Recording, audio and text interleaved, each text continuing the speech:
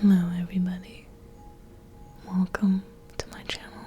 My name is Alex or ASMR, and today I would like to invite you to be outraged with me by something that I saw in a museum. It's a painting, not a good painting, it's just a painting that is meant to show you and me what was happening at the time. In this painting, there is a group of gentlemen in their little heels, in their little stockings, in their big wigs, and their little outfits. What are they doing? Are they at a cafe? No. Are they at the pub having a drink of beer? No. No, they are not. They are in a chocolate house having their little mugs of cocoa. They're having little hot chocolates. I'm sorry, what? They are where? What? I didn't know about chocolate houses until I went to this museum and I realized that there once upon a time, I don't know, in the 18th century, that men would go to these little chocolate houses where they would have chocolate, specifically just chocolate. Do you mean to tell me that men, at the same time they were monopolizing adventure and business and seafaring, they were also monopolizing gossip and sipping their little cocos and tickling each other's feet? Or whatever they were doing in this frickin' place. This is an ASMR video. We're gonna calm it down, everyone. We're gonna even out the energy, everyone. Alright. We are calm. Alright. When I saw this painting in the museum, I looked around me and I was like, why is everyone okay with this? This is fine. Why is no one freaking out? Like, I'm freaking out. Okay, it's funny because chocolate is marketed almost exclusively to women because we are emotional. At this time, the narrative to women would have been that they were of a weaker constitution, even bad luck to be on a ship. And so this was the time of the Royal Navy and sailing around the globe, and so men would have been reclined at a pub as well, recovering in the hospital, waited on by ladies. Now, some women were allowed in the chocolate houses, but I just think it's so funny, isn't it? I had such a moment with this painting in the museum. When I saw it, several things became clear to me. I moved through all the stages of emotion. But one thing that did occur to me, I saw this painting and in my outrage, it cleared away all the guilt I've ever felt and will ever feel for enjoying war history, but also war history, naval history, and big ships. Big, giant ships. Huge, big ships. I like ships. When I watched Twilight, there's a scene, my eyes went right to it. Bella's dad has a ship in his living room, and I thought, that's a nice ship. It's very large. I would like that ship in a movie. Whatever movie, there will a swashbuckling tale. There will be maybe a love story between a man and a woman on a ship. And I'm just like, move. I want to see the ship. What is that? I haven't seen the movie Titanic, but I've watched many a documentary about the Titanic. Because that's a ship. Why would I feel guilty? Well, a Titanic as an example. Yeah. Why would I feel guilty for liking ships or history? The answer is that they are, of course, highly complicated symbols. I think like anyone who's interested in tragic things or things associated with tragedy, there can be some guilt. So these giant ships, when I see them in their variety, they would have delivered death and disease and war, imperialism, enslavement, and a myriad of horrors around the world, in addition to removing tea and cloth and food and whatever have you. So they are also incredible feats of engineering. They are a marvel. They're a marvel of the world. They are also this vehicle that we get to project our fantasies onto our fantasies. And so they are romantic. The ship is a romantic symbol. I have this one here. This is the HMS Victory. This is my ship. It's got a little anchor on it. This is nothing like what this ship would have really looked like. It's a souvenir reproduction. So it's just a bare bones. But even a symbol stripped down to emoji level detail, such as this, still gets me, and I am quite satisfied with this little ship. You can see it has the anchor, then it has a little rigging. This thing is hanging in here. We have our cloth sails. Ships at one time were purely the realm of men and men's fantasies about the world, about people and culture and society. They were built by men, designed and built by men, and they were sailed, they were operated by men. And now we've democratized access to travel and adventure, and we've democratized access to narrative possibility. So now anybody can project their fantasies onto a ship, and we do it all the time. You can make your gay Barbies kiss on a ship, and thus you would be doing some type of historical fiction making. Hats off to you if you do such a recreation.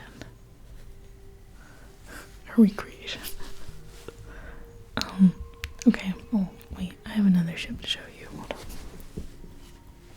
Okay. This ship doesn't have a name, it's just a ship in a bottle. I'll show you.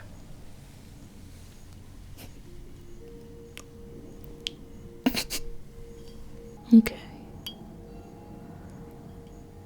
It's so funny. I'm making a video about ships, and there's somehow more trains today and airplanes than I've ever encountered. It's like I've conjured them all up in this video. But ships are the perfect symbol of how to hold space between fantasy and history. Fantasy and history. They belong to the imperial conquests of England or Spain, and they also belong to whatever the heck Johnny Depp is doing in Pirates of the Caribbean and his epic love with Davy Jones.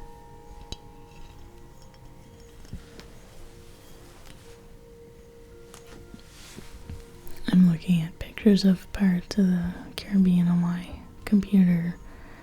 I remember I really loved these movies so much. I loved watching them. I think this holding space between history and fantasy is the beautiful principle of being a huge nerd. That's what that is.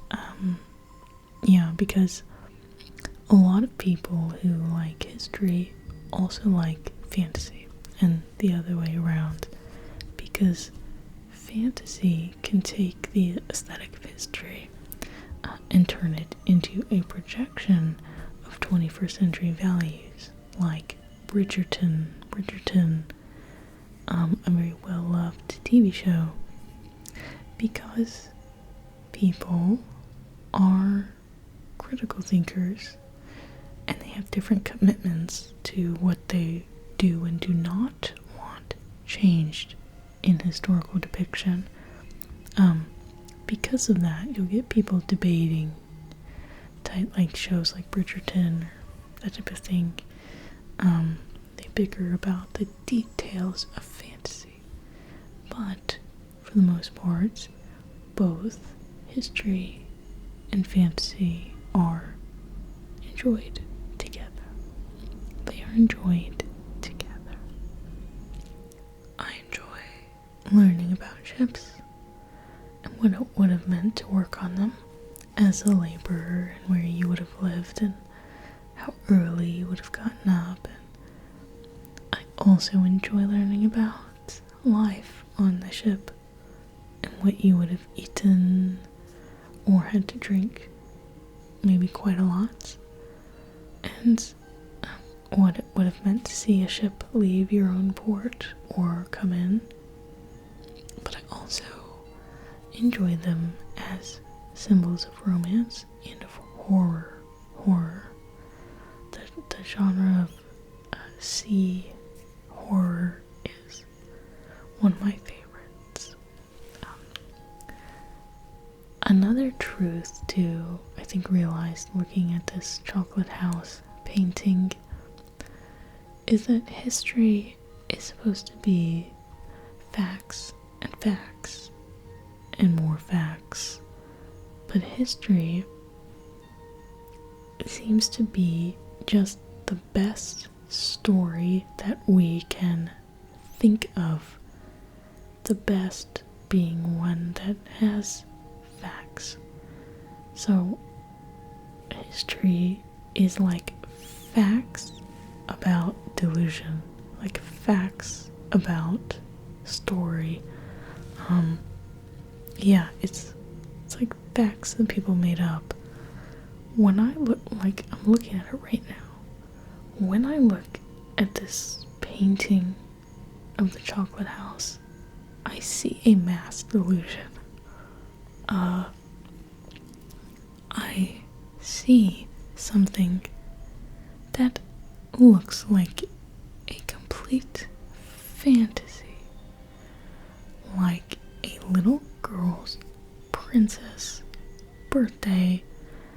This scene is the result of choices, and the stories that we tell ourselves about men and about women and about chocolate. The ship as well is a story. It's a complicated story, but it's a story. It's fascinating. It's outrageous. I'm glad these things are in museums to learn about. I don't completely cancel these men. If you recognize look at this painting, one of your ancestors, is this one of your ancestors? Take a good look. Is this one of them? Better hope not. I'm just kidding. Essentially, in short, I will no longer be questioning my love of war history or naval history or giant ships or grog rations or whiskey or big steaks or anything else that is like any type of cultural symbol, loaded or not, with meaning, gendered meaning, any type of meaning. Like my chocolate house gentleman, I'm just going to enjoy my treat. I'm just going to enjoy the treat with my analysis and my judgment, because I deserve that exploration, and we all do. And we also deserve to project our fantasies onto history. It doesn't erase history. It is a conversation that involves it, and it's a dynamic conversation, like Bridgerton. I will also say, in encountering this topic and revisiting the Pirates of the Caribbean movies, I realized I did not realize before how much those movies unlocked for me as a child or as a young person. I think they influenced me in almost every facet of life. When the ship comes on screen, that might have been some of my first experiences ever of the sublime, of awe. The romance I didn't care about at all. That should have been a sign of something happening, I don't know. But and the villains, plural, top tier, and the CG at the time really blew my mind. Still kind of does. And there's just something about them that I love, and I'll probably always love. And I should own up about something as well. I love museums. I really do. And I go to museums. But on this day that I discovered that the chocolate house, this kind of rival to the cafe, which did not last, when I found out that that existed, I had only gone into the museum to find the restroom. Yeah, I got a coffee at the kiosk, and I ended up just taking a little look. I just looked around while I was in there because I thought, this is interesting. And then I saw the painting, and I saw a plaque that described a bit of the history of the chocolate house. And I had not expected to lose my marbles that day, and it happened. I just completely lost my mind. Knowing that men had every corner of the beverage market locked down. They had leisure, they had business, war. They just took it all. That is everything that I had to say in this video. It may be a shorter video than per usual. I am not sure. But if it is, do not worry, because I have a lot more to say about a lot of other random things. And so be back.